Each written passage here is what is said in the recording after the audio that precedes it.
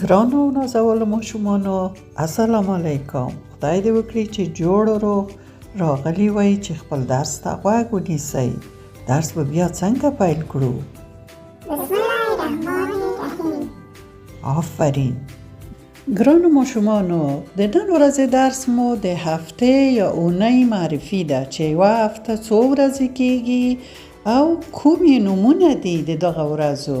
یوه هفته یا یوه اونۍ 7 ورځې وي. اوله ورځ شنبه، دویمه ورځ یکشنبه، بیا دوشنبه او ورپسې سه شنبه او سه شنبه نه پس چهارشنبه نه پس پنجشنبه او بالاخره په پنجشنبه پسې کومه ورځ راځي چې هلته په افغانستان کې ټول رخصت وي؟ جمعه.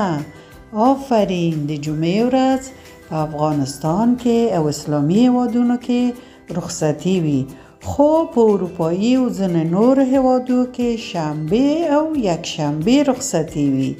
نو اوس حتما د تاسو زده شوي دغه هندوانه چې تاسو وینئ د ښکلي شنه هندوانه تاسو نه پوښتنه کړي، تاسو ځواب ورکړئ چې یوه هفته څو ورځې وي. ما تاسو ته ووایي چې یوه هفته څو ورځې وي؟ 7 ورځې وي.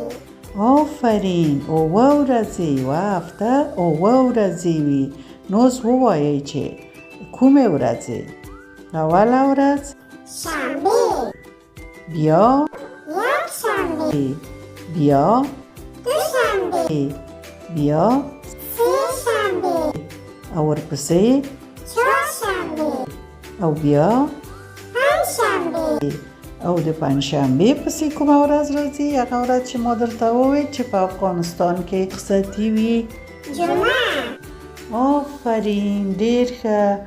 ډېر ښه مزده شو. ماشاءالله ډېر ښې مزده شوې. د هفتې یا اونۍ ورځې ټولې مزده شوې. نور نو مو وخت پوره دی. د خدای پامان.